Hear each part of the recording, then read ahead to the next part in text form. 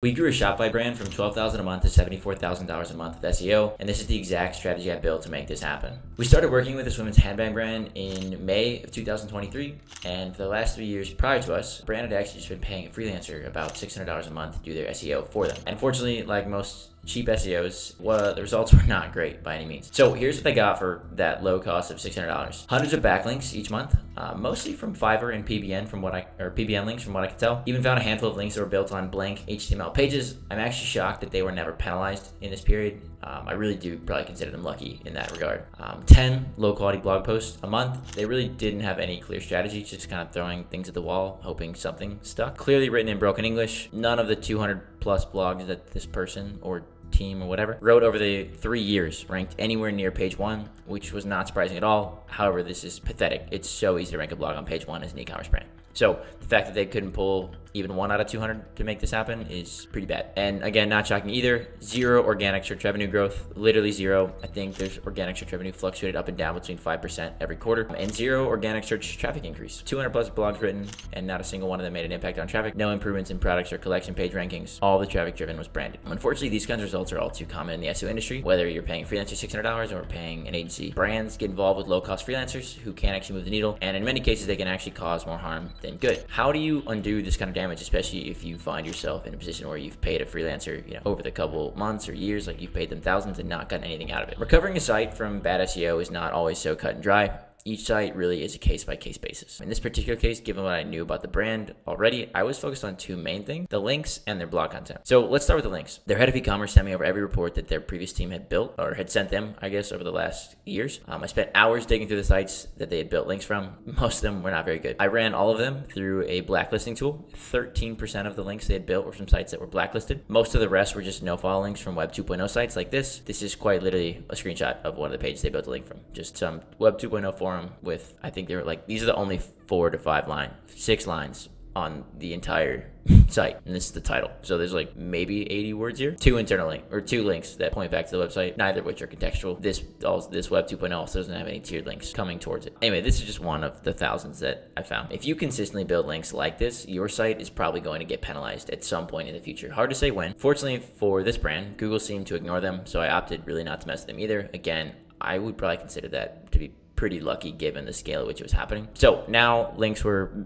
more or less sorted. I didn't have a lot to do, thank goodness. So onto the blogs. The freelance team wrote, like I said, 200 blogs in the last 3-ish years. None of them found their way onto page 1. All of them were like 600 words, broken English, like haphazard internal linking, 5 or 6 images. Seem like per 5 or 6 images in a 600-word blog is insane. Like, there's no value there. They were just like dressing it up with images to hide the fact that the blog content was so bad. We ended up archiving about 75% of them, implementing 301 redirects to the most relevant pages after they were gone, so to avoid any broken links. I wanted to eliminate all of the low quality, unhelpful content as possible and increase the overall quality of the site. Pretty much like trimming the fat. That's what we were doing, okay? For the remaining 50 or so blogs, 25% of them, we gave them major upgrades, adding, in many cases, like entire sections, usually like 200 to 500 words, changing the meta title, altering the structure, remapping the internal links. Some of them were so bad we just rewrote them from scratch, but the keywords, I would have normally scrapped them, but the keywords actually were solid, so I wanted to actually take a shot at those. That was that. So once you finished all those 50,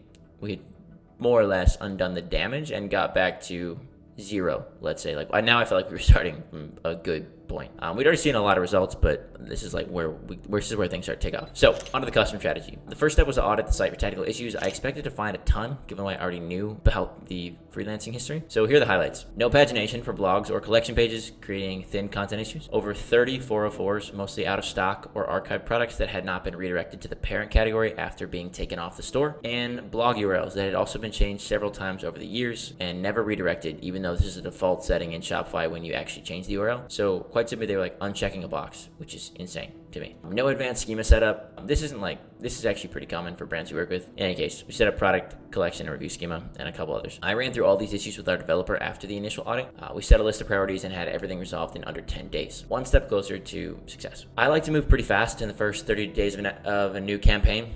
I like to get a lot of wins, and I think a lot can be done, and I think traditionally everyone says that SEO is slow, and I just don't like that, right?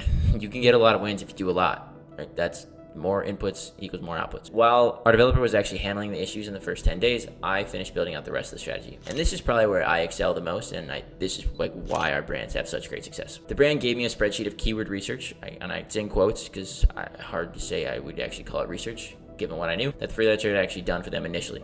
I didn't trust it. I never do. I always do my own keyword research from scratch, especially in this case. Like I said, given what I already knew. This brand sells hundreds of handbags, so I didn't want to focus on ranking individual product pages. I wanted to focus more on collection pages. This is actually where I could maximize their organic search revenue the most. At the time I was using Ahrefs, now I use SEMrush, but I used Ahrefs and Google Search Console to identify their top performing collections, and then I sorted them into two groups: easy wins and big opportunities. We set a priority order for on-page optimizations, easy wins first and the big opportunities second. Essentially, easy wins are collections that are in like the top, let's say 7 to 15 positions, right? Like they're getting a decent amount of traffic and somehow they're in the top 1 to 2 pages. And like a few changes could likely put them on to page 1 or even higher on page 1 if they're already at the bottom of page 1. Big opportunities were like big money keywords that I wanted to go after. I'm talking like, 10, 20, 30,000 a month in search volume that the brand was nowhere near ranking for, but I knew I could get.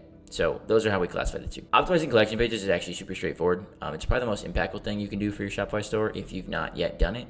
It's also impactful for any, like if you used WooCommerce or Squarespace, same thing. I actually have a full guide on this, so check this out. This is built for Shopify, but a lot of the principles can be used for other e-commerce platforms. Here is the Cliff Notes version of what you'll find in that video. Add the target keyword to the collection name, which is really just the page title and also the meta title. Add 25 to 50 words of copy above the product grid to introduce the collection, making sure the target keyword is in the first sentence.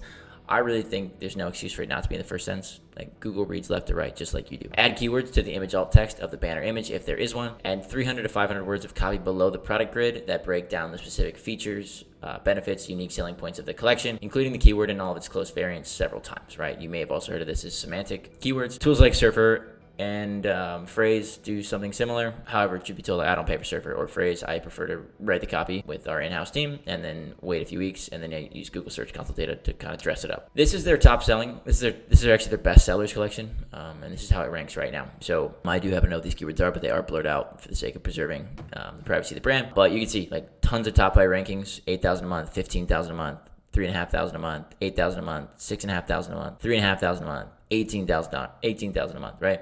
And like this is just one collection. Like this is just one piece of the puzzle that allows them to generate $74,000 a month with SEO. We executed our on-page optimization process for every single one of their collection pages.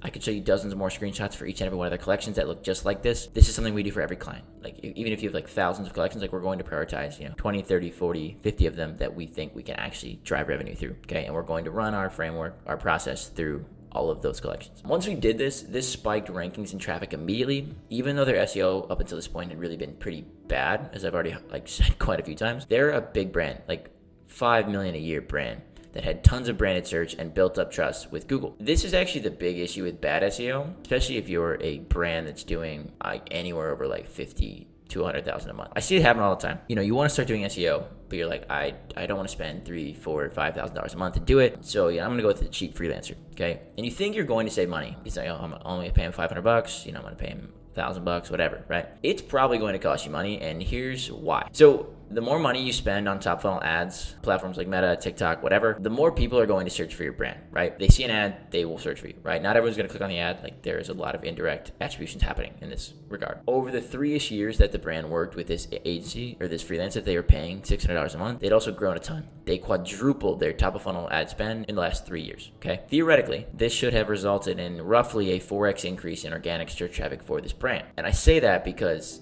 especially that they didn't rank for any non-branded terms on page 1. All of their organic search traffic was entirely branded, right? So the SEO was actually so bad that even though the brand quadrupled their top funnel spend, the SEO was preventing their organic search traffic from growing anymore. It was like this line is totally flat. This is organic search traffic before we started working together. Totally flat. Hard to say, but I'm gonna guess it probably cost somewhere in the mark. Like it cost them tens of thousands of dollars over the years in revenue because the bad SEO like pretty much was preventing this relationship from actually occurring and thriving. Okay, so the lesson here is if you're watching this video and you're paying someone really cheap and you're not seeing results, it's not that it just takes time. It's actually you're losing money, or you're at least missing out on money if you want to think about it that way. It's going to cost you more than you think it will. So when we implement our SEO process for this brand, we pretty much unlocked this growth that had been locked up behind bad SEO for 3 years, which is really the big reason we were able to scale from 12 to 74,000, right? Like, it's huge. Initial growth was good. I think we hit like a 30,000 a month. I think we hit like 30,000 a month in the first like 3 months or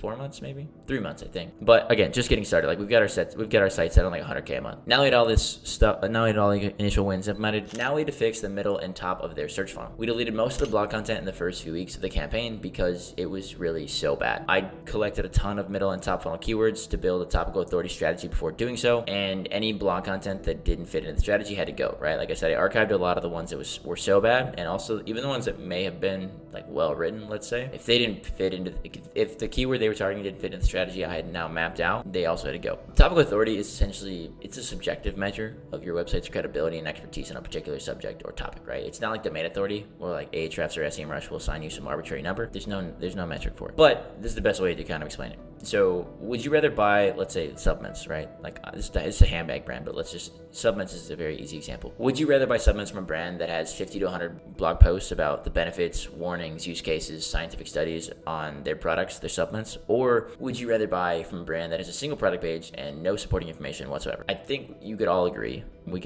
that the brand with all the supporting information obviously is the one you would feel way more comfortable buying from.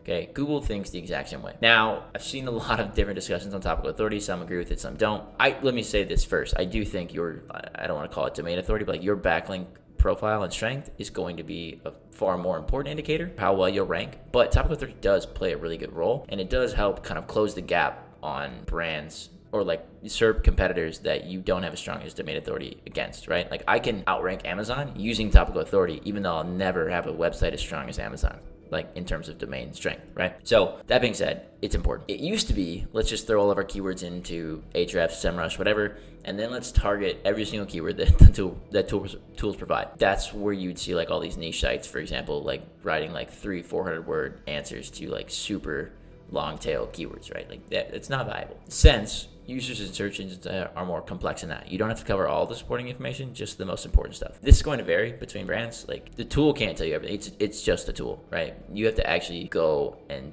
you have to spend time thinking about like what your customers want to know about your product before they buy. Like, you have to visualize that funnel on your own. You can use ChatGPT to like help you do this. I use it all the time for this kind of ideation phase.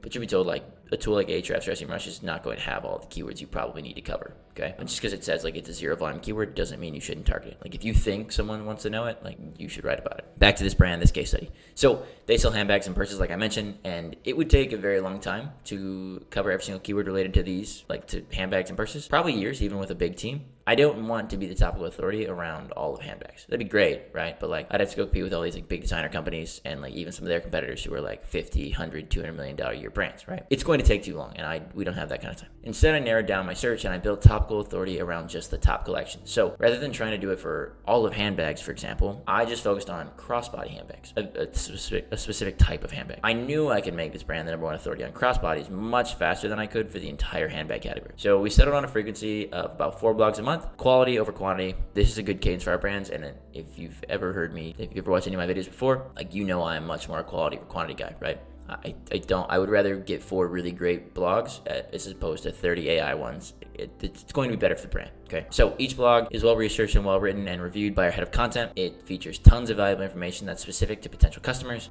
Contains an internal link to money pages into whatever focus money page we're looking at in the first 100 words. And it includes internal links both to and from other relevant blog posts, generally 3 to 5. It'll obviously vary, you know, if you've got like a 3,000-4,000 word ultimate guide, like, sure, you can have more than 3 to 5, but for most of our blogs, we're in the 1,000 to 2,000 word range. 3 to 5 is a pretty good number. Blog traffic now accounts for about 1,000 to 2,000 visits each month. It was up from 0 before we started, so I know 1,000 to 2,000 is like pretty minimal in the scheme of things. It's not really an impressive amount of traffic by any means. Getting traffic from your blog posts is like the 3rd biggest benefit of actually writing blog posts. And we wrote them to actually build topical authority and actually help the collection pages rank higher and make more money. Okay, that's what I'm focused on. Blogs don't make money, collection pages do. Now, blog content's great. It's super valuable and definitely necessary in a strategy. But The internal linking process is a major component of our blog strategy. Without internal linking, the blog content you write is totally useless. I do a video on here. Check out my guide for internal linking. It's specifically for e-commerce brands, and there's examples in there, so check that out. We're off to the races with fresh collection pages and new blog content, so now we had to pour even more fuel on the fire, and time to start making really some serious money here, which is really like where we unlocked all the growth to get to 74,000. To start the video, I mentioned that the previous freelancer had built hundreds of links each month. All of them were pretty much worthless. Yeah, they sucked, all of them. My approach to SEO, like I said, I just said it again, I'll say it again, like quality over quantity. I would much rather build 5 to 10 really solid backlinks each month that are actually valuable rather than 100 for the sake of saying they were being built, right? Like the links we build are topically relevant to, like we built links from sites in fashion, design, things like that, right? Not just like any random link that we could get. I've met several SEOs who tell their clients that they build 50 to 100 links each month because it makes them look good to the client, right? At face value, if you hear 50 to 100 or 5 to 10, like you definitely probably want the 50 to 100 number, right? But those aren't going to get you results, okay? Nobody in the world can build 50 to 100 meaningful backlinks without spending probably 8 to 10,000 a month minimum, unless you own a PBN or you're involved in a PBN, right? Like PR link building agencies like charge like 8,000 a month now, and you might get 50 to 100 if you're lucky. You're probably gonna get like 10, or if you're gonna buy, links like guest posts, link insertions, things like that, like you're gonna need at least that kind of capital to build that many. So potato target of 5 to 10 backlinks each month. We set up cold email campaigns. That's how we prefer to do outreach. To target sites, again, like I said, that are in their niche. So we targeted fashion, design, business, women's focused websites. Business may seem like kind of an oddball out there, but really like we were positioning a few people on their team as like e-commerce experts, and so that's how we leverage those links to make them topically relevant to the brand. We also landed a few links with reactive PR and ran a press syndication campaign. So here's the breakdown of what we did. Guest posts and link insertions, we used contextual anchors and pointed them at blog posts. Tier 2 and Tier 3 links, again with contextual anchors, which linked to the guest post and to the link insertions. We also built a few high authority links we paid quite a bit for. Branded anchors, these are focused on the home and collection pages. And like I said, we also did a bit of reactive PR and press syndication with branded anchors. This is pretty much like what's always going to happen with press related links. They're almost always going to be branded, and this is probably good for you. Again, to the home and collection pages. This gives us a diverse, natural looking profile, which helps spread authority around the entire site. This is a screenshot from SEMrush. It's like from their backlink audit tool or backlink analytics tool, maybe. Like I said, now we're probably focused. Like, I want to build links safely. I've never been penalized for paying for links. I don't plan on starting anytime soon. We did lean way more into the branded side of branded anchor side of links because they had so much branded traffic. Like I said, they'd 4x their top funnel spends. Like they were getting a ton. Like we wanted to capitalize on that and really build like the brand's reputation in Google, right? And now it's pretty damn strong. So since we've been doing this, like I said, smooth sailing. Before we start working together, $11,000 and $789 a month in SEO. You can see that June of 23. Afterwards, $74,000 a month, $74,224.61 in organic search revenue in March, and April is set to be on bar with that too. Their organic search, like this is a 6x improvement from the time they started working with us. They've invested just over $30,000, I think, at the time they've been working together. They've made $389,000. This is the power of our SEO agency. Like the ROI is ridiculous. So if you want to drive traffic without relying on paid ads and only spend a couple of hours, maybe 1 to 2 each month on SEO, book a call for us to have a quick chat about your Shopify brand's SEO strategy. Link below. Peace.